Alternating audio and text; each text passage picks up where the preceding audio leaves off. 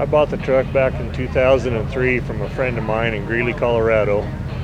He bought the truck in 1991 from a dealership in Albuquerque, and he restored the truck at that time. And then they decided to sell it in 2003. That's when I bought it. And since then, I've restored it twice. It's a 1982 Kenworth W900A. Got a 4 1/4 cat, 3406 seat. There's a different fuel pump, different timing advance. It's got a bigger crank and bigger bearings over the B model. 5 1/4 transmission. Heat low air leaf suspension with 355 rear ends. I did new frame rails last year, the new hood, the cab and sleeper, the steering axle, and the battery boxes are original from the original truck. Everything else has been either remanufactured or changed. I put a hardwood floor in it. The cab and sleeper were already unibilted. They sit on a subframe instead of being bolted together. I cut the hole out wider so you can slide the seats back. The interior of the sleeper's been gutted. Custom made shelves and cabinets were put in it, which allowed us to widen out the mattress from what it was factory. You got a 42 by 80 mattress now. I haul a lot of liquid fertilizer around home. Try to stay within a 500-mile radius of Cheyenne. When that's not happening, why, we haul a lot of grain and salt, grain to Utah and salt products back.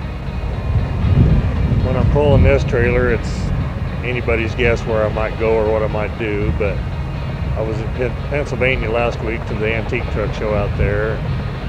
Took a load of potatoes out there, then I was able to load back to the wheel jam here out of that area, so I got to reload in Omaha on Monday and go to Utah, so it's all going to work fine. I have a 20-inch Valley Chrome bumper. The stacks were Lincoln Chrome stacks. Lincoln Chrome doesn't make an A model elbow, so I had to get a Dynaflex set of elbows. The fenders are from the Chrome Shop Mafia guys.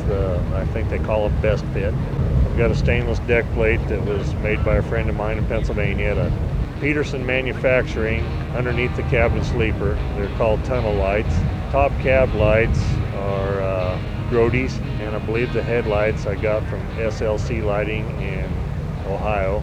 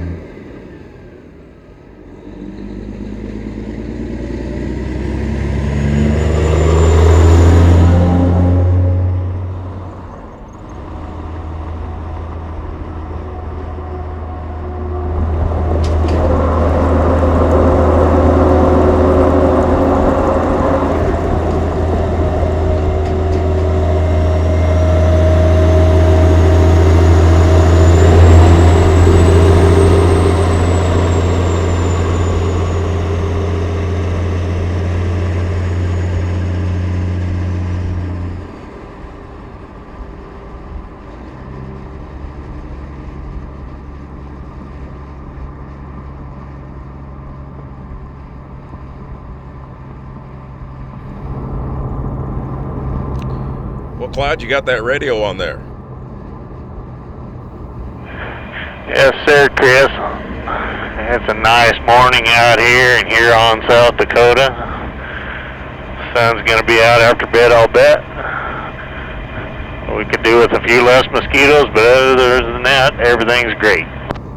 10-4. Yeah, we got us an opportunity to get out here on the road and see what that old girl looks like stretched out, right? Yes, sir. It's a nice stretch of road to do that with.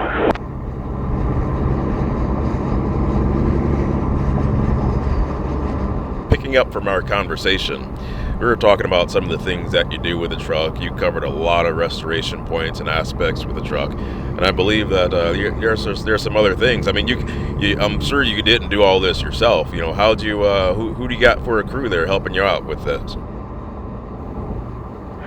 Yeah, you know, with every great project, there's a lot of behind-the-scenes people, and I need to take a couple minutes here and acknowledge those folks. I'd like to personally thank Greg Shoup and all the crew at Tri-State Commodities for their help along the way, and Mr. Mike Stevens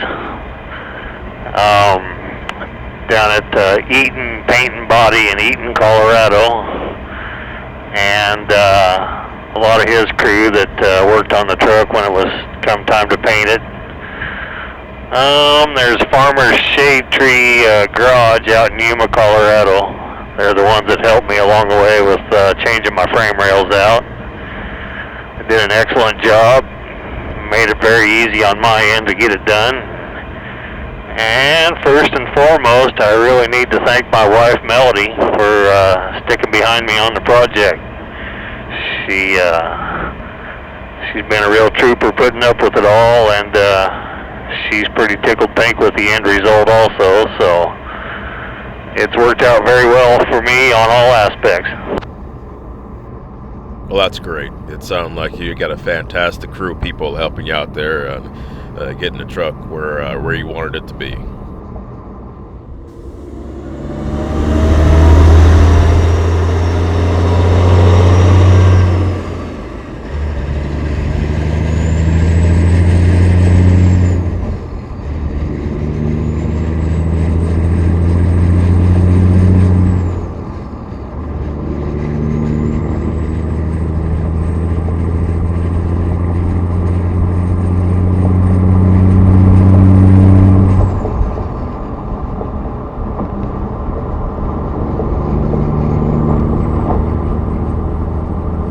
After finding a place to flip around there and hearing you go through those gears, and she sure does sound pretty. A lot of guys, they want to know about fuel economy and things like that, and seeing that you make your runs and run this thing as a working truck, what do you think you're getting mile per gallon wise there? Well, I've had great opportunity to check it the last couple weeks. On my trip to Pennsylvania last week, I averaged 5.39. And so far, coming back from Pennsylvania to here, I've been up at 5.76. So I think that's fairly respectable for what I've got going here with not much aerodynamics and running, you know, pretty close to 80,000 both ways. Well, getting that mileage, you know, what do you have for miles on the engine itself there? This engine has almost 2,100,000 miles on it. I've got about in the neighborhood of 625,000 since the last overhaul. I put bearings in it about 50,000 miles ago in the bottom end, and did a little bit of nozzle work and did a little pump work and stuff. I've still got a little tweaking to do to get it to running like I want it to, but we'll get there eventually, hopefully.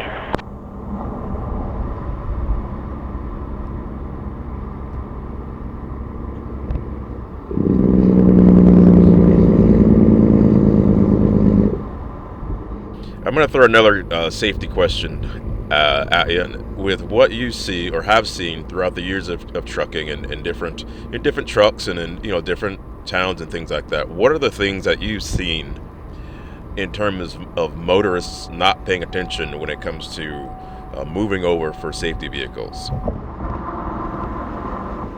Well, I know Wyoming has a move over law. You know, it's against the law to pass a emergency vehicle in the right lane. And I know, well, I'm sure several states have it by now too, and I think it's a very good thing. You know, I've been stranded alongside the road before, and people don't get over it. It kind of gets scary after a while. So, yeah, it's a good idea just to give over and give people as much room as you can if you see them sitting alongside the edge of the road.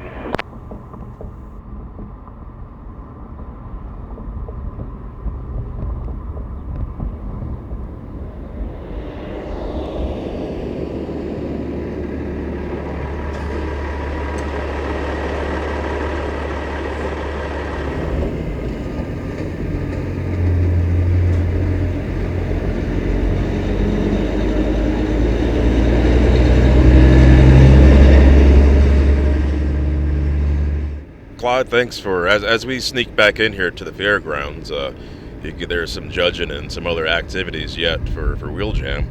Yeah, thanks for taking some time to run out there on the highway. This was after your photo shoot there, so I'm sure you're going to get some great photos out of that. And thanks again for running on the highway with me.